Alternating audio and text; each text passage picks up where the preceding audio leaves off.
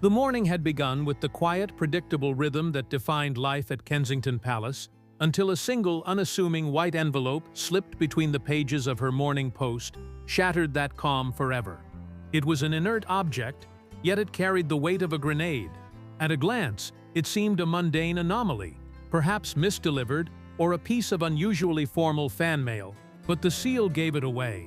A thick, unfamiliar disc of blood-red wax, stamped with a crest she did not recognize. The handwriting on the front was elegant yet alien, bearing none of the telltale flourishes of a courtier's hand. A prickle of unease, a cold premonition, made her heart stutter in her chest. With a hesitant finger, she broke the strange seal. Inside was not a letter, but a single page of crisp, clinical report. A laboratory header she had never seen before was emblazoned across the top. The words "Confidential DNA Report" staring back at her with brutal typographical finality. Her hands froze, the paper suddenly feeling like a pane of ice. Her eyes, against their will, scanned the lines below, and then the world dropped out from under her. The words did not simply inform, they clawed at her, each syllable a shard of ice. They named names she knew too well. Diana, Princess of Wales, her beloved late mother-in-law. This name was juxtaposed with another, one she barely recognized but now knew she would never forget. The clinical, dispassionate language of science wove them together in a context so shocking her mind initially refused to assemble the pieces. But the conclusion, written in stark, unemotional clarity, left no room for interpretation. It confirmed a truth so monumental, so dangerous, that palace whispers had only ever circled it at a distance, never daring to give it full voice. A sharp, involuntary gasp caught in her throat, strangled and tight. The blood drained from her face, leaving her cold and trembling. Her fingers shook so violently the paper rattled, nearly slipping from her grasp. She read it again, a desperate, silent plea for the words to rearrange themselves into a different, less devastating truth. But they remained, immutable and damning. It was a secret that could rewrite history, topple the foundation of the monarchy, and redefine the legacy of the world's most famous woman, and it was now, irrevocably, in her hands. It couldn't be denied. The question now was what she would do with a truth that had the power to destroy everything. What she was holding wasn't just a piece of paper, it was a time bomb wrapped in the quietest of envelopes, its silent tick poised to shatter the very foundations of Buckingham Palace itself. She stumbled back a step, clutching the damning report to her chest as her eyes darted wildly around the room, while in the distance, the faint, carefree laughter of her children floated through the corridor, a sound of blissful ignorance that starkly contrasted the storm of revelation now raging within her. As she stood there, frozen, memories began to surface with terrifying clarity.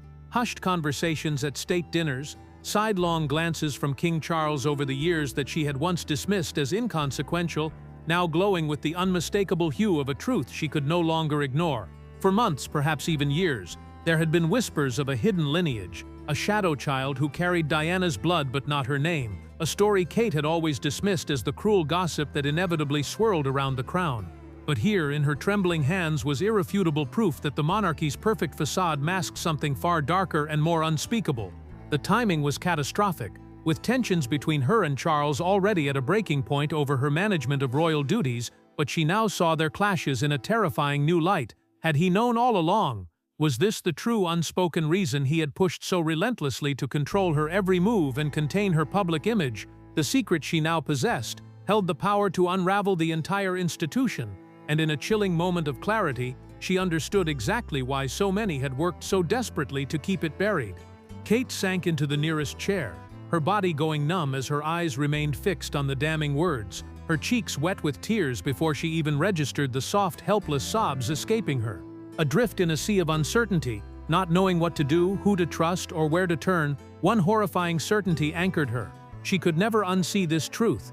As she clutched the irrefutable results, a floodgate of memory opened, and Diana's once cryptic warnings, which Kate had long dismissed as the sentimental musings of a tragic figure, now resurfaced with terrifying clarity, each piece of the puzzle snapping into a chilling, coherent whole.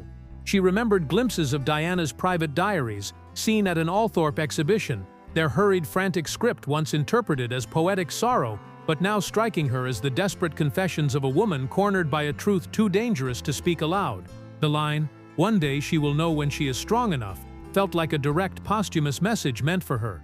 Diana's letters to a confidant, which Kate had once dismissed as paranoia, now read as a stark premonition, hinting at a secret discovered late in her marriage and warning that the firm was a merciless machine that would stop at nothing to preserve its image, even if it meant silencing the truth forever. As these fragments coalesced, a profound shiver of understanding coursed through Kate. She was now holding the very secret Diana died protecting, and she saw with terrifying clarity the calculating, ruthless institution she had married into. Even long-forgotten conversations with Charles now resurfaced in her mind, gleaming with a sinister new light. His casual, sharp remark from years ago that some parts of Diana's life were better left buried, now echoed not as a statement of grief, but as a warning laced with disdain and a quiet threat. She realized the burden he carried was not simply loss, but the heavy, corrosive weight of complicity. This clarity connected directly to the foreshadowing everyone had tiptoed around: Diana's life outside the palace, her discreet meetings, the shadow of a man who was never named but was a constant spectral presence in her stories. What she had once dismissed as salacious gossip now felt like a chilling prophecy. Images of Diana's very public struggles surged forward, her pain no longer just the history of a tragic princess, but a coded manifesto of survival. Kate remembered the haunting photographs of Diana staring into the camera with a mix of defiance and fear, and she finally understood that those looks were a deliberate cross-temporal message meant for her. The breathtaking clarity of this realization struck her. Diana had not merely left a trail of sadness and rebellion, but a meticulously carved path specifically for the future queen, laid with whispers, diary pages, and knowing glances, so that one day, Kate would have the courage and the tools to follow it. And now, staring down the terrifying length of that path, she felt the immense magnitude of what lay ahead pressing upon her chest, not like a jeweled crown but a leaden one, solidifying her resolve to uncover the full story, no matter the cost. Under the guise of a private retreat, a much-needed escape from London's prying eyes, which she sold to the staff and even to William as a period of solitude and reflection, Kate embarked on a clandestine journey to Althorpe, knowing her true purpose was to confront the lingering shadows of the past. The sprawling estate, with its imposing grandeur and profound silence, seemed to hold its breath as she stepped through its doors, every room whispering of Diana's legacy, a narrative of beauty tragically marred by betrayal and secrets left deliberately unsaid. It was within this heavy quiet that Kate felt an undeniable pull, a certainty that the next piece of the puzzle lay hidden within these very walls. After a discreet, carefully worded conversation with one of the older housekeepers, a woman whose loyalty to the Spencer family spanned decades, she was led to a sequestered part of the estate few ever witnessed. At the end of a long, hushed corridor stood a narrow, unassuming door, its brass handle worn smooth by time, and its hinges stiff from years of deliberate neglect. The woman's hand lingered on the knob for a moment, her eyes meeting Kate's with a look that carried an almost imperceptible yet unmistakable warning of the weight of what lay within. Before she quietly stepped away, leaving Kate utterly alone on the threshold of a revelation that had waited decades for this moment. With a gentle push, Kate opened the door and felt a rush of cold, still air, as if the room itself was exhaling the breath of decades of meticulously guarded secrets. The space was small but oppressively heavy with history, its walls lined with shelves and its floor occupied by boxes stacked in a deliberate, almost sacred order. At first glance, it seemed to hold nothing more remarkable than the typical detritus of a noble family: old portraits, dusty ledgers, and delicate stationery bearing the Spencer crest. But then, in the corner, set apart from the rest, her eyes fell upon 3 boxes tied with faded ribbons and marked in Diana's unmistakable looping handwriting: "For Catherine, when the time is right." Her heart thundered in her chest as she lifted the lid of the first box, releasing a scent of old paper and perfume. Inside, letters written in a hurried, confessional tone spilled out, the words of a woman desperate to preserve her truth before it could be stolen from her forever. Kate read page after page detailing secret meetings, clandestine conversations, and the quiet personal investigations Diana had undertaken into the very fabric of her own life. Among the papers lay faded but undeniable photographs showing Diana with a man Kate had never seen before. His features were striking, almost regal, and yet hauntingly familiar in a way that chilled her to the bone. Then, beneath the letters and photos, she found something that stopped her breath entirely: a sealed envelope labeled simply DNA. With trembling hands, Kate opened it to find results that hinted Diana herself had already begun unraveling the very mystery that now consumed her daughter-in-law. The implication was devastating. Diana hadn't just suspected something, she had known. As Kate's shaking fingers traced the face of the unknown man in the photograph, Committing his likeness to memory, she understood she was no longer just uncovering a secret, she was continuing an investigation that had cost Diana her life. There was something in the man's expression, a defiant sorrow in his eyes that sent a visceral chill down Kate's spine. He was an outsider to the royal bloodline, yet his very bearing suggested a claim to it so profound that no one dared give it voice. The cruel realization dawned that she was no longer merely following a trail of clues, but advancing directly into the heart of the storm Diana had foreseen and desperately tried to document. As Kate stared at the photographs, her heart hammering, the pieces of the puzzle assembled into an impossible, terrifying picture. The man who appeared again and again in Diana's letters and photos, perpetually at her side, yet meticulously kept from public view, was now the central figure in a secret too dangerous to speak aloud. His presence was no longer speculation. It was etched in Diana's own hand, her words describing clandestine meetings and stolen moments with a tone that transcended friendship or rebellion, hinting at something intimate and undeniably deliberate. The resemblance was the most haunting part. She could see it in the defiant set of his jaw, the depth of his gaze, the unruly dark hair that mirrored a face she knew so well. It was Harry's face, reflected back not as a young prince, but as a man matured and hardened by a lifetime of enforced exile, and in that likeness, Kate understood she was staring at the source of the monarchy's most devastating secret. The man's uncanny resemblance to Harry was so profound it felt like a physical blow, sending a shiver of dread down her spine and giving credence to the most venomous of rumors.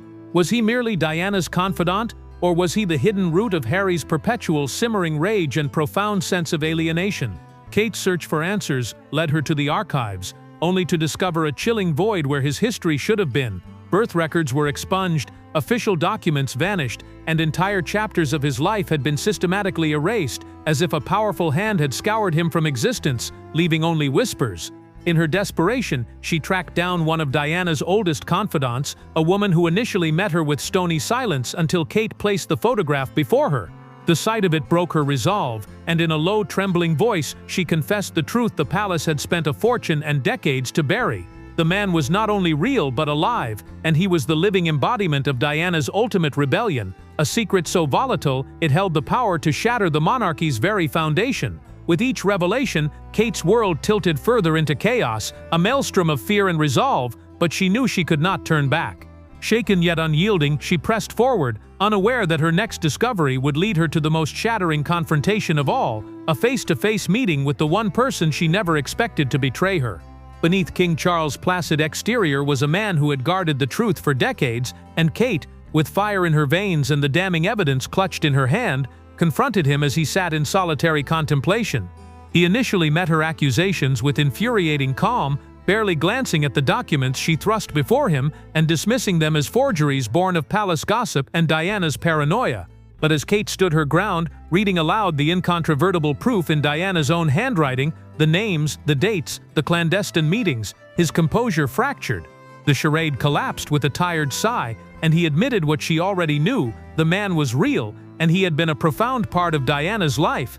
What truly stunned Kate, however, was his confession that he had known from the beginning, revealing a decades-old pact made in the aftermath of Diana's rebellion to systematically erase the man from history. It was done to preserve the institution, he stated flatly, a justification that to Kate's ears was the ultimate betrayal. Her voice rose, anger spilling over as she accused him of sacrificing Diana for the crown, of letting her suffer and die under the weight of a secret he had the power to reveal but chose to bury. Yet Charles remained immovable, insisting with chilling finality that Diana's pain was a necessary cost to protect the throne, a cold calculation that laid bare the brutal choice between a woman's truth and an institution's survival. In that devastating moment, something inside Kate splintered. For all her years of loyal service, for every time she had upheld the palace's pristine image, she now saw her own reflection in the tragic outline of Diana's struggle, realizing she too had become a cog in the very machinery that buried painful truths beneath the hollow mantra of duty. The weight of this complicity, both known and unknown, threatened to crush her, but it was a voice from the past, Diana's own, echoing through the evidence that offered the final piece of the puzzle. When she finally showed William the DNA results, the man destined to be king shattered before her eyes. She had waited for the perfect moment of quiet, her hands trembling as she laid the papers before him. His initial dismissive glance hardened into rigid shock as his eyes tracked the names, and the damning clinical conclusions. The suffocating silence between them broke only when he looked up, his expression confessing he had known all along, his whispered denials that the family had suffered enough, that such things couldn't be true, were undone by the weight of his own resurrected memories. Kate watched his disbelief dissolve into quiet devastation, the color draining from his face as the ghost of his mother returned. Her whispered confessions, her tear-streaked defiance, her desperate unanswered cries for someone to believe her. And with those memories surfaced something darker and more volatile, a pure, incandescent rage at the father who had stood by while she was systematically destroyed, and at the cold, unfeeling institution that had demanded her suffering as the price for its own survival. For the first time, William allowed the unthinkable to take root, that everything he had accepted as the foundation of his family was a meticulously constructed lie. His thoughts turned to Harry, the brother he loved yet never fully understood, and a brutal clarity struck him. If these results were true, then Harry's entire life, his very identity and his palpable anguish had been built upon a foundational deception no one had ever dared to name. William sat with his head in his hands, torn between two irreconcilable futures, one in which he buried this truth to serve the crown as dutifully as expected, and another where he risked everything, his title, his family, the fragile threads of the monarchy itself, to expose the secret Diana had died trying to reveal. As he wrestled with the unbearable choice, Kate reached for his hand, her voice breaking as she pleaded with him to see what was truly at stake. She invoked Diana's courage, the trail of clues she had left for them, and the silent pain she endured because she stood alone. "Don't let her final secret die with you," Kate whispered, her words hanging between them like a sacred vow. "Don't let her suffer in—" Camilla, a veteran of decades of public judgment and private manipulation, moved with the cool precision of a survivor who understood the stakes better than anyone, and she had no intention of letting Kate's discovery unravel the legacy she had so painstakingly secured. Her unannounced arrival in the doorway of Kate's private sitting room was a masterstroke of psychological warfare. Her expression was calm, but her eyes held a darker, sharper intent. Without raising her voice, she offered a chilling congratulations on Kate's discovery, her tone deceptively warm, almost maternal, as she confessed she too had known Diana's secret for years. Then, with devastating composure, she revealed how she had weaponized that silence, leveraging it to cement her own power within the monarchy. Kate listened in disbelief as every word dripped with quiet menace, a testament to the lengths Camilla would go to protect her position. The threat, when it came, was delivered with understated cruelty. If Kate dared to speak out, she would not only destroy the monarchy but herself, as certain stories about Kate's own family and marriage would mysteriously find their way to the press. The air turned electric, the tension unbearable, but Kate, summoning a courage forged in Diana's memory, felt her anger crystallize into unflinching resolve. She held Camilla's gaze, her voice steady as she countered that it was precisely this culture of silence that had doomed Diana, and that the truth deserved to see the light, no matter the devastating cost to the crown. But Camilla only offered a thin, joyless smile that never touched her eyes, delivering her final venomous warning. If Kate dared to reveal the secret, she would not only orchestrate the monarchy's downfall, but ensure Kate was dragged down with it. That night, Kate lay awake, her mind a tempest of fury and fear, as Camilla's threat echoed ceaselessly, a toxic whisper seeking to poison her resolve. Yet it failed to extinguish the ember of defiance that now glowed within her. She knew she could no longer hide behind the veil of royal propriety while the woman she admired most was buried beneath an ever-deepening mountain of lies. With nowhere left to turn, and the palace walls closing in, Kate made one final desperate decision. On a cold, gray morning outside Kensington Palace, she faced a sea of cameras, her voice breaking and tears flowing freely, as she unveiled Diana's last, great secret to the world. It was a choice born in the dead of night after hours of sleepless deliberation, a defiance of every protocol, every expectation of obedience, and every threat leveled against her. Standing before the assembled press, her hands clutching the very documents that had ignited the firestorm, she began to speak, her words not merely a confession, but a reckoning. She spoke of Diana not as a myth, but as a brave wounded woman silenced by those meant to protect her, and of the courage required to follow the trail she had left behind.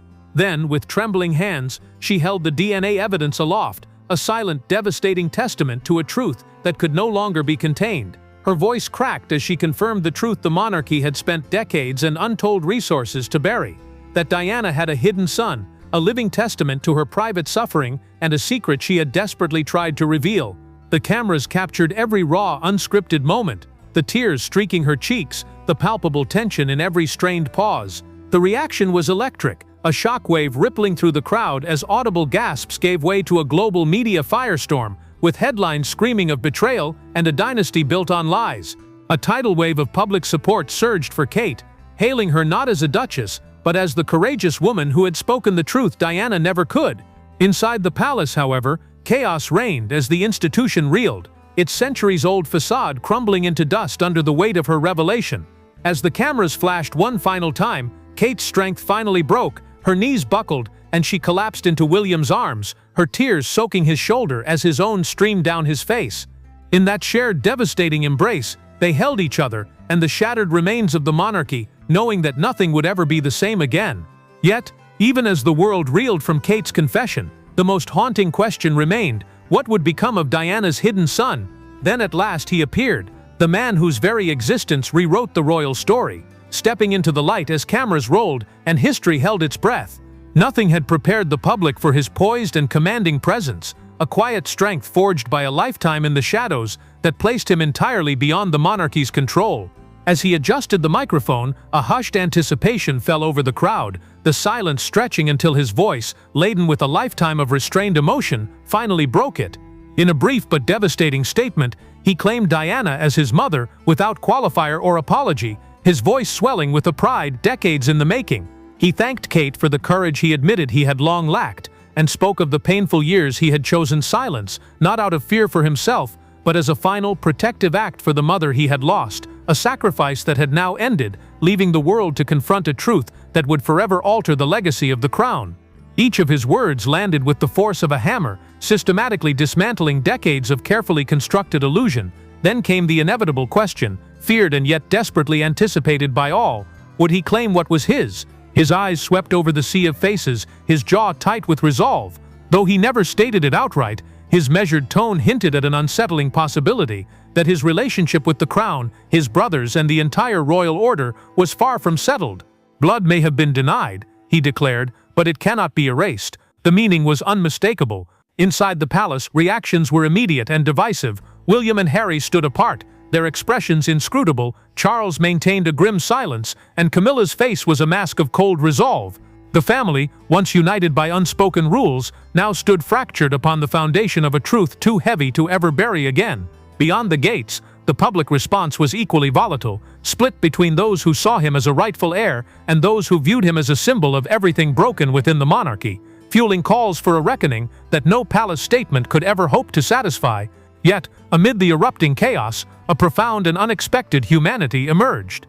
There were tears, not of scandal, but of empathy, grief, and solidarity for Diana's son, who now stood before the world, no longer a secret but a person, unhidden and unapologetic. As he concluded, the cameras pivoted to capture Kate watching from the sidelines, her hand resting protectively on her stomach, in a silent, powerful vow to shield her own children from the same legacy of pain and secrecy. The memory of Diana hung over them all, her defiance and profound sorrow finally vindicated. Her story was no longer a mere cautionary tale whispered within palace walls. It had become a revolution, a seismic shift in the public's understanding of the crown. As the palace gates swung shut and the glare of the cameras faded, one truth remained, resonant and irreversible: the monarchy, and the world's perception of it, had been fundamentally and permanently altered.